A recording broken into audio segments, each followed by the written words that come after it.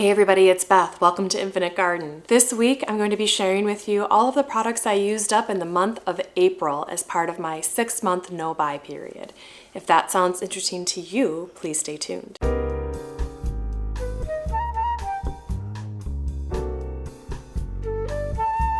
Today I have my little pup Chewy here with me on my lap. There's a lot of noise going on outside and she doesn't usually like that very much, so she's been a little needy. I'm going to have to put her aside for a second here, but for the moment I thought maybe I would give her a little belly rub and let you see my beautiful little Shih Tzu Choo Choo. Okay, in the category of skincare, I've talked a lot about these on my channel, so I'm not going to go on and on, but I've used up a travel size version of the Clinique Dramatically Different Moisturizing Lotion. I can't believe that I'm talking about this product so much on my channel. I've known about it my whole life, and I've only recently rediscovered it, and I'm finding that because I'm using a really powerful retinol, this particular moisturizer seems to be the right thing for my skin while I'm going through that. So I've been going through all of my samples and other things as I'm using up what I've got. Oh, wanna go down, Choo Choo? Okay, baby girl. I also used up a Clinique Moisture Surge Overnight Mask. This is the second one I've used up recently. This one came to me through a free gift from Clinique, and I love it so much. I still have other face masks in my collection that I have to work through before I can repurchase, but when it's time for me to repurchase a face mask after I've used up everything else, I am going to repurchase this. I did receive a tiny little sample of this Moisture Surge eyes, like a little eye cream. It comes in a gel form and it has some colored beads suspended in the gel, and when you put it on your eyes, those beads burst up. Those sorts of products with the beads encapsulated within, I'm not a chemist, so maybe that's the best way to deliver some of these ingredients, but it always feels a little gimmicky to me. And overall, this gel eye cream I don't think is giving me enough of what I need, and so I will not repurchase, but I did kind of enjoy using it. I also used a First Aid Beauty Ultra Repair Hydrating Serum. I've bought a zillion of these over the years. This is a good hyaluronic acid. I think in my previous video I talked about using up the Shiseido serum, and I love that one so much that I wanted to run to that and never use anything ever again, but I still had half of a bottle of this product still in my medicine cabinet, so I had to focus and use this up so it didn't go to waste. It's a really good serum. I feel like it doesn't irritate my skin. It soaks right in. It's a perfectly good one. I don't know if I'll repurchase this, although I have purchased this particular product many times in the past. I've talked about this deodorant on my channel before. I won't go on and on, but it is Kosas Sport Chemistry. It's an AHA based deodorant. It goes on in like a roller format like this, and it deposits a colorless, unscented, fast absorbing serum into your skin that helps prevent odor, and I love it. It doesn't leave marks on my clothes. It has become my holy grail deodorant, and I used one up. Love this. This is something that I never talked about on my channel before. This is an It Cosmetics neck cream. It's Confidence in a Neck Cream is what it's called. And I think you can still see a little bit of residue on it. It's an orange cream, which I think gives a suggestion that there might be vitamin C in it. It's meant to be a cream devoted specifically to use on your neck. And I got sucked in and I bought one of these. And I have to tell you that I did not like it for that purpose. I found that this clogged my pores here and I had to deal with some breakouts, which is never the thing you want to do. So this has become a nighttime hand cream. So I ended up keeping this in my nightstand, and before going to bed, I would rub a little bit of this into my hands. I do have a little bit of like sun damage on the back of my hands from not being super careful about that in my youth. And I wanted to see if this would reduce any of the signs of that sun damage. I think it did. It didn't make anything go away entirely. I don't think I will repurchase this again, although it did turn out to be a pretty nice overnight hand cream. In nail care, I used up a Deborah Lippman base and top coat. I've been doing my own nails at home for the past 2 years and really moving through the product. I really like this. I like the Deborah Lippman products a lot, and I do expect to repurchase this. I'm still making my way through one more top coat in the OPI family, and when that one's used up, I do think I will repurchase this particular product. I like that you can use it both as a base and a top coat. I find that it does form a nice hard layer without being too thick, which means I think it dries a little faster. The OPI top coat I find sometimes can remain open longer than the Deborah Lippman, and that's not good for me because I tend to get impatient and then I ruin my manicure. So I have really liked this, and I will miss it between now and when I get to repurchase it. I used up some hair shine drops from the company Evo. This is called Love Perpetua. This is the product meant to add shine to your hair and to also sort of encapsulate and cover your damaged ends. This is a product I bought back when I was dyeing my hair blonde and getting a lot of highlights. I was doing a ton of damage to my hair, and this was a product that I needed. I don't think I'll buy it again for two reasons. One, this was sold at the salon I used to go to. I don't go there anymore, so I don't think I'll stumble across it again.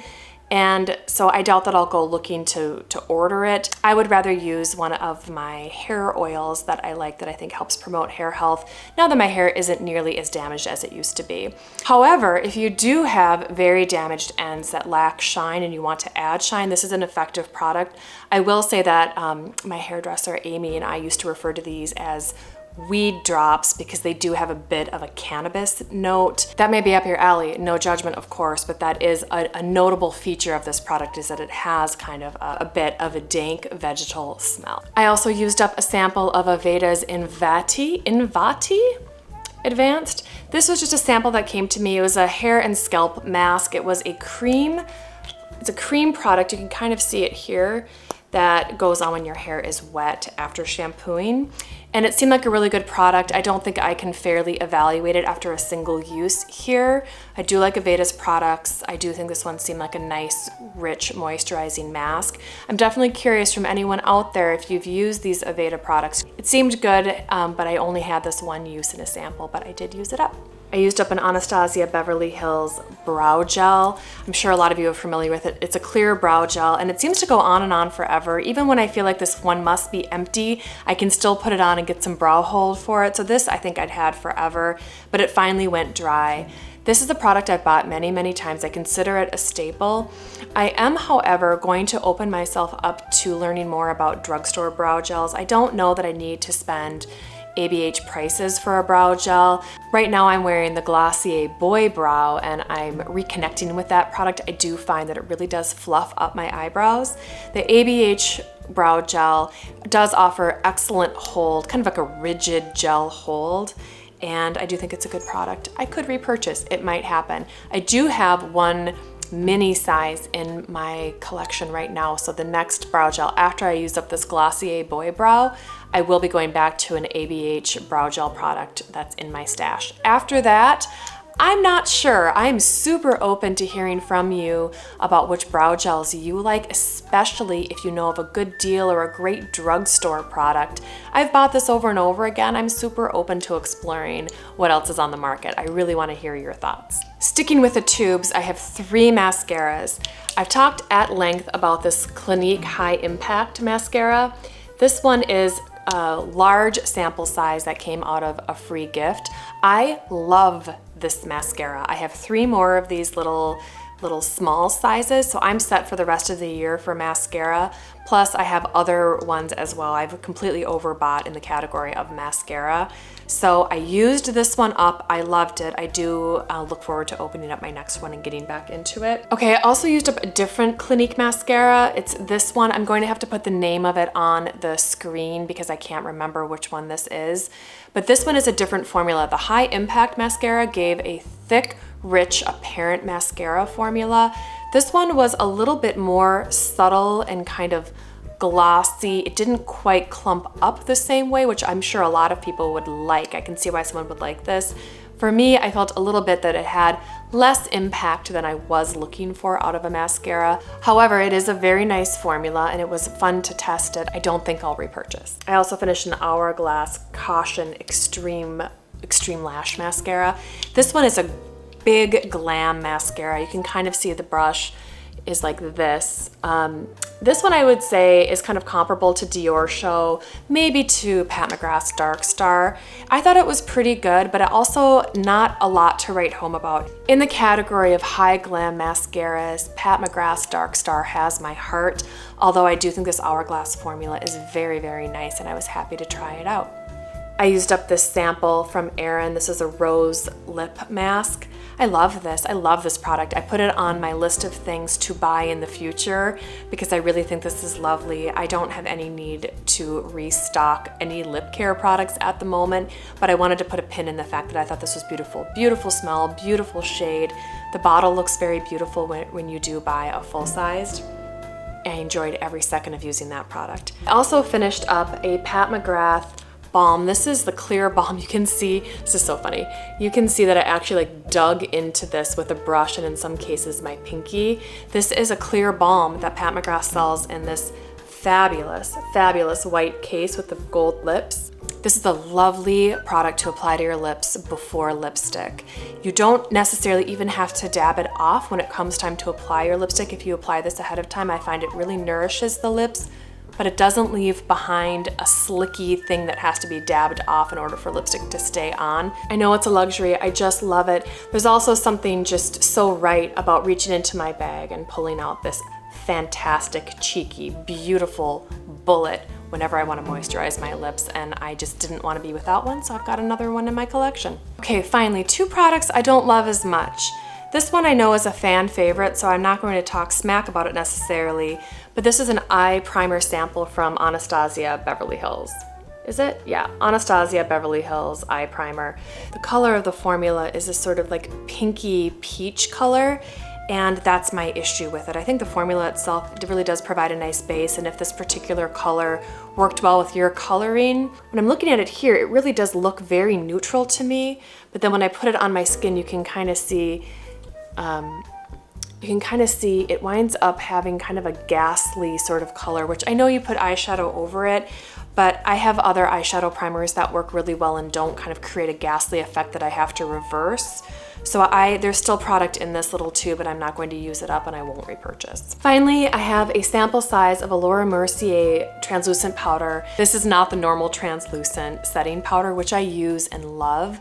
This has a radiant effect. I got this sample size from Sephora, I think with my points perks. This is too radiant for me. I brought this with me recently on a trip to see my mother. I made a video about a custom makeup palette that I made, and in my makeup bag for that trip, I did slip in this little sample powder because I thought it was the same as the translucent powder I use normally, and I found it to be extremely radiant to the point where I kind of looked a little bit like Goldfinger, you know, that famous scene in James Bond Goldfinger, or like a golden tin man. It's far too radiant for me. I can see how this could be very useful in a makeup artist kit from time to time in certain places, but when I need a setting powder like all over my face, I really don't need this level of luminosity. So I'm not going to use this up, and I'm not going to keep it around either. I'm going to declutter and kind of like retire this particular product. Let me know if you've used or loved this product. For me, I don't think it's a fit. So that's my April empties. I know it's getting kind of random out here as I'm moving through the stuff that I have kind of like in my sample cases and all of that. I'm halfway through my 6-month no-buy period, and I have found this to be incredibly illuminating for me. I was absolutely over shopping out of boredom and overstocking the things that I use. I'm developing an absurd fascination with using up my products, specifically the ones that I know have been open a while. I have realized that this tendency to overbuy and overstock products is inherently wasteful, and going forward, it's something I'm going to be much, much, much more mindful of. Another thing that I'm becoming more mindful of is which products are available on the market that are refillable. There are some products that I have where I can order a refill and keep the plastic bottle in use without having to put that into a landfill. And I'm finding going forward that's something that I'm going to prioritize when selecting products that I bring into my house. Can I reduce the stream of waste leaving my house? I read an article recently talking about how little of our plastics waste is truly being recycled, and any evidence of what's going on in the ocean shows that much of this waste does wind up in our oceans. So I'm just going to continue trying to do better as a consumer of things to reduce my impact on the earth, and this is one of the ways that I can do that. So without saying a whole lot more than that, I think the light has come on my dashboard that my individual behavior, my consumerism style needs to elevate into a lower waste consumerist style. I think I'm a little late to the party in a lot of ways, but I'm here. I don't even know if I'm fashionably late. Anyway, I hope this video finds you well, and I hope you have a fantastic week ahead. Thank you so much for watching. Talk soon.